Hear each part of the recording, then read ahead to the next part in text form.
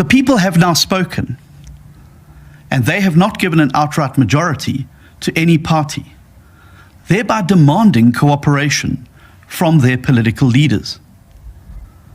With this historic result, our country has arrived now at the next great fork in the road of our long and complex history.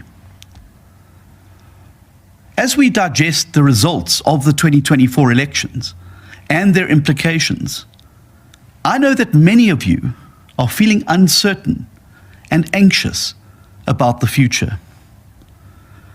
Yet it is important to remind ourselves that we have faced times of even greater anxiety and uncertainty before. Throughout our history, South Africans have overcome seemingly impossible odds together. We have done it before, and we must do it now again. Just over a year ago, I spoke to all of you from the floor of Gallagher Estate, where the final votes are now being counted. Following my re-election as the federal leader of the Democratic Alliance, I committed the DA then to forming a unified opposition bloc that came to be known as the Multi-Party Charter. Throughout the election campaign, I encouraged voters to support the Democratic Alliance and the Multi-Party Charter to ensure that we brought the ANC below 50% and were able to build a collective majority of 50% plus one to form a new government. While the DA grew nationally and in 6 provinces, the Charter unfortunately did not collectively achieve majorities at a national or provincial level. Despite this fact, the Democratic Alliance is extremely grateful to our multi-party charter partners, and we remain committed to working constructively with those that are prepared to stand with us in putting the country first at a perilous time.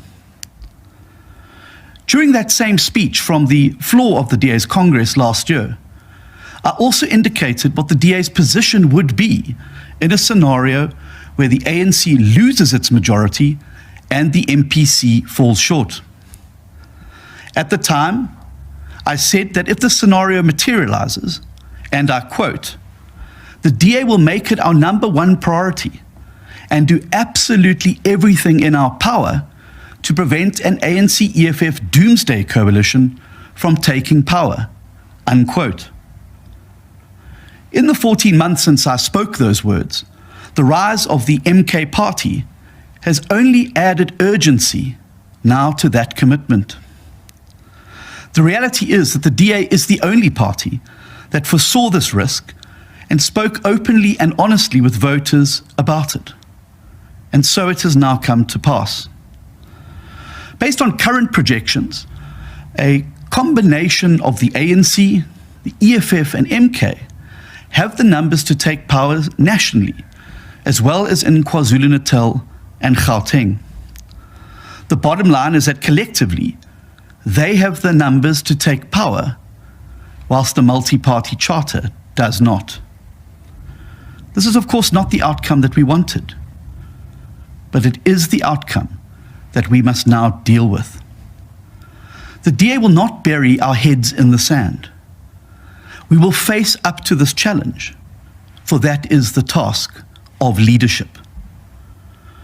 All through the election, the Democratic Alliance undertook to rescue South Africa from the doomsday coalition. And we will now do our level best to do exactly that. We will do so not only for the people who voted for us, but for the people of South Africa as a whole. As a result, I can today announce that the DA's federal executive has unanimously adopted a resolution to initiate exploratory talks with other parties that share a commitment to the South African Constitution, and to identify options for the formation of governments at a national and provincial level where no party has obtained an outright majority. To facilitate this process, the Federal Executive has appointed a negotiating team composed of Ivan Meyer, Saviba Gahube, Alan Windy, Tony Leon, and Ryan Coetzee, as well as Helen Ziller. They will facilitate this engagement with other political parties. The purpose of these initial talks will be to gather information of what options are available to the DA as we seek to rescue South Africa from doomsday. This talented and experienced team will report back to myself and to the Federal Executive, whereafter the party will decide on the way forward. I, however, want to assure South Africans and the people of South Africa that the DA will always act in the interests of people throughout this unprecedented moment in our history. In all that we do, we will be guided by the DA's fundamental commitment to uphold the Constitution and the rule of law, promoting non-racialism, effecting clean, accountable government with zero tolerance for corruption, and building a social market economy that creates jobs. Our engagements with other parties will also be rooted in the 7 apex priorities outlined in our manifesto. These include to create 2 million new jobs, to end load shedding and water shedding, to halve the rate of violent crime, abolish cadre deployment, lift 6 million people out of poverty, triple the number of grade 4 learners who can read for meaning, and ensure quality healthcare for all. My fellow citizens, for the Democratic Alliance, burying our heads in the sand while South Africa faces its greatest threat since the dawn of democracy is simply not an option. Because before all of this, we are patriotic South Africans who love this country. And that is why we will not recoil from complexity or difficult decisions. Instead, we will approach these exploratory talks with cool heads and an open mind.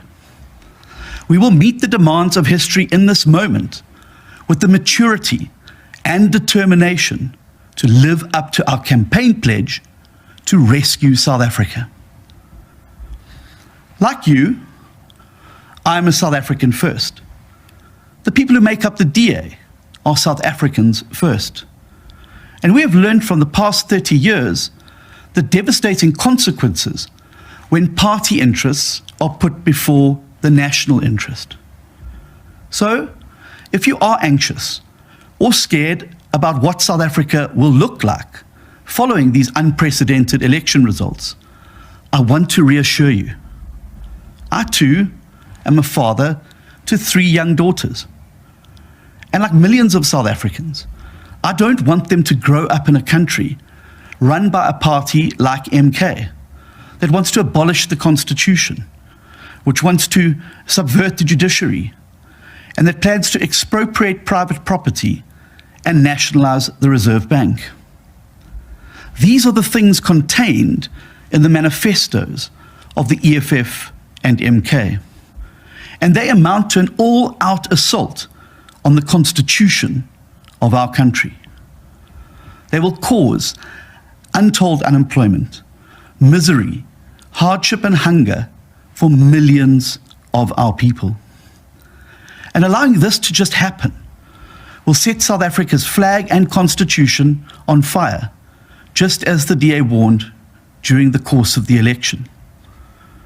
This will signal the end of the South African dream that we all shared in 1994, and for which many, many people paid the ultimate sacrifice to see come to reality.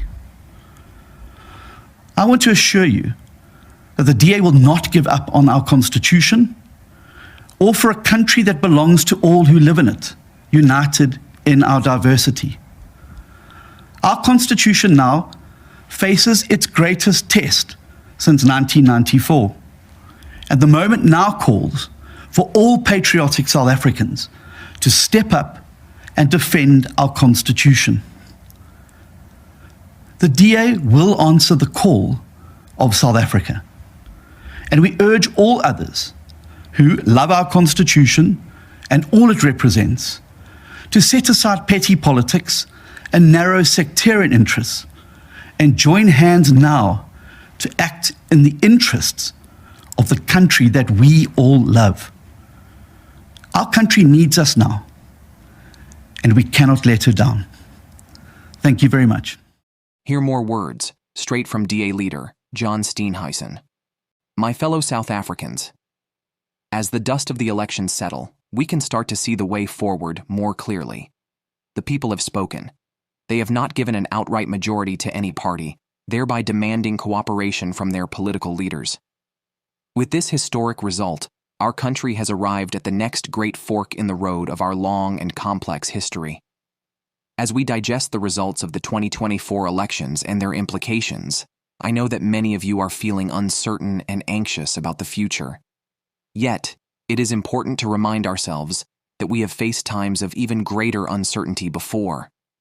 Throughout our history, South Africans have overcome seemingly impossible odds. Together, we have done it before, and we must now do it again.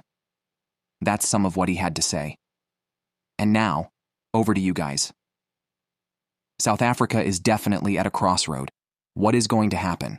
A coalition is imminent, but what does that mean for the future of this country? Do share your thoughts below.